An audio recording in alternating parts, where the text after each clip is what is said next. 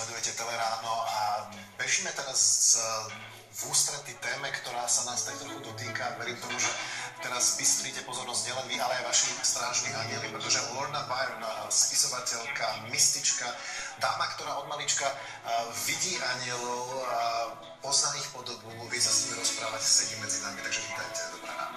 Sme veľmi radi, že ste prijali naše pozvanie.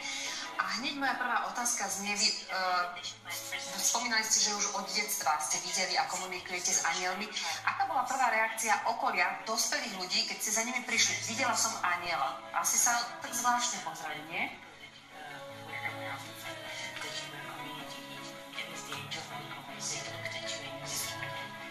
I suppose they did look at me in a slightly different way.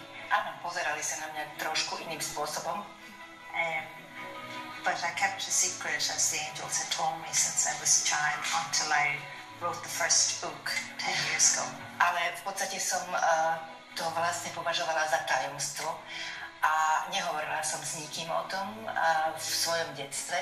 A prvýkrát som vlastne začala hovoriť o tom, až keď som napísala tú prvú knihu. Lebo už anjeli ma požiadali o to, aby som o tom nehovorila. Ako vyzerá taký anjel? Ako si ho môžem predstaviť? How does the angel vyzerá look ako like? človek? Vyzerá... Does he look like a human being or is it just a light? Every single person, even the beautiful children behind you there in yourselves, everyone has a guardian angel, and it is a light that's behind the person, but then it just opens up, and then I see the guardian angel in its full physical form. Každý jeden človek a všetky tie deti, ktoré za vami sedia teraz, majú svojho strážneho anjela. A v podstate je to svetlo, ktoré je za nimi, ale to svetlo sa istým spôsobom akoby otvorilo a potom naozaj vidíte toho anjela a ten anjel má naozaj fyzickú podobu. Ako vyzerá, alebo ako sa komunikuje s anjelom? Môžem sa ja naučiť komunikovať s mojím anjelom? How does it look like? Could I learn how to communicate with my own guardian angel? Yes, I think the first thing you have to do is just say, what have you got to lose, and believe, even for a day, and just ask, and I know your guardian angel will give you signs.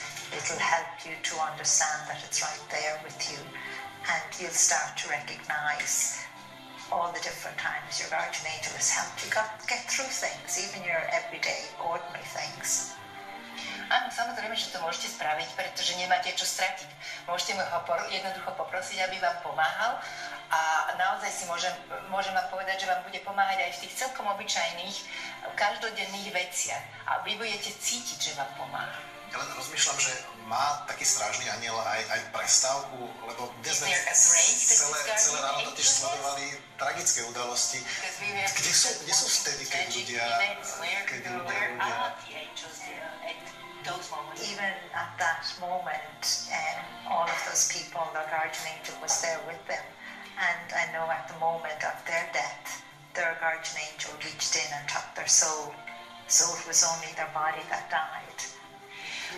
Tí strážni anjeli sú s tými ľuďmi aj v takýchto momentoch. A v podstate ich stále strážia a v čase tej smrti, keď to fyzické telo odchádza, ten strážny anjel vlastne prevezme tú dušu a tú dušu potom sprevádza ďalej. Mnohí ľudia v ťažkých situáciách sa práve tak pýtajú, čo mám robiť, pomôž mi. Je toto tá cesta, ako sa naučiť komunikovať s anjelmi? Ako ste sa vy učili komunikovať s anjelmi?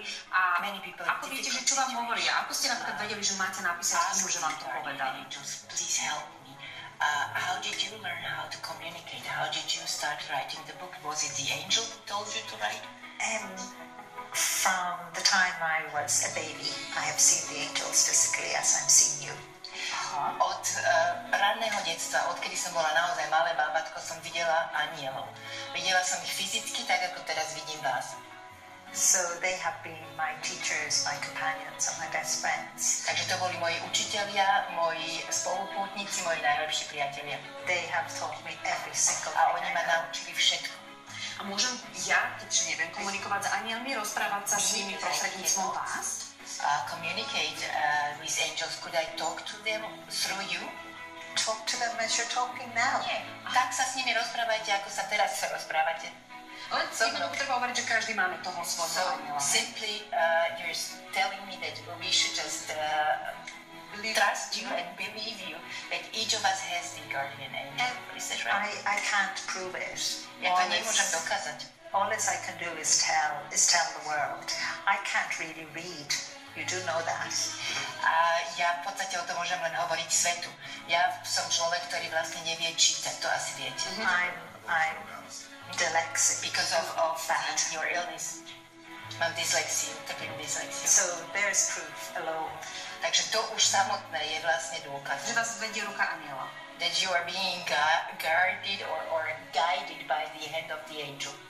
Yeah, when I even as a child and as I grew into a young adult, you know, they would say to me, Lorna, you're to write about God and us.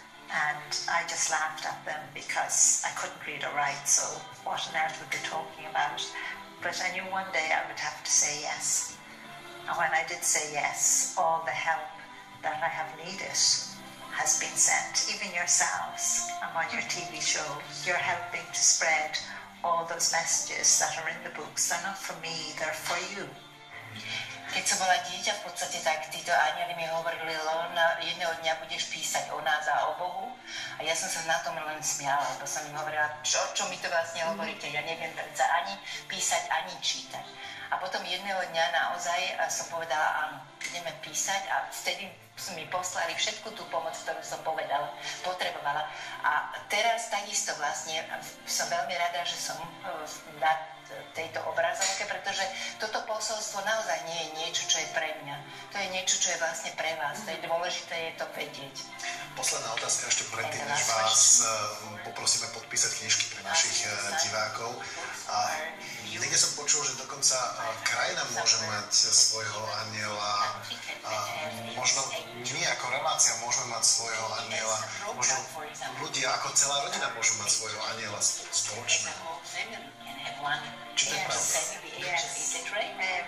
There's lots of angels here with you helping You now see it. Je to teraz veľmi veľa anjelov. I don't just see yourselves, but one of the wonderful things is that you're a new country, you know, and you have, you know, one angel for your nation, and that angel patrols, you know, your borders, is right there to help to guide you. And one of the messages that I have been given from this angel for yourselves is to remember and to be proud of who you are and of your country, and to keep it green, and that it is going to prosper. It's going to grow, and the most precious thing is the young people, your children. Áno, je to tak naozaj, ako hovoríte, pretože naozaj každá tá krajina má svojho anjela. Vy ste mladá krajina a vy by ste si mali uvedomiť, že ten anjel naozaj vás stráži ako krajinu, že on vlastne stráži vaše hranice. Mali by ste všetko robiť preto, aby taká vaša krajina prekvitala, aby bola krásna a zelená, a mali by ste všetko robiť pre vaše deti. Deti sú budúcnosť. Because the children are the future. Veľmi pekne ďakujeme a teraz ako Daro spomínal tie knižky, keby ste nám podpísali pre našich divákov. A ja sa rovno opýtam na meno. Knižku získa Nikola Maslovská z Partizanského, ktorá nám napísala, že raz večer, keď išla sama domov, tak zrazu sa vynoril muž v maske, ktorý sa k nej približoval, vyzeral veľmi hrozivo, ale vedľa nej sa objavil jej kamarát, ktorému údajne čosi vravelo, že má jednoducho ísť von. Bolo to také znamenie. Ďakujem veľmi pekne. A ja sa už rovno aj s otázkou, či na anielov strážnych verí Alan Mikušek aj vyberiem k nemu. Ahoj, dobré ránko.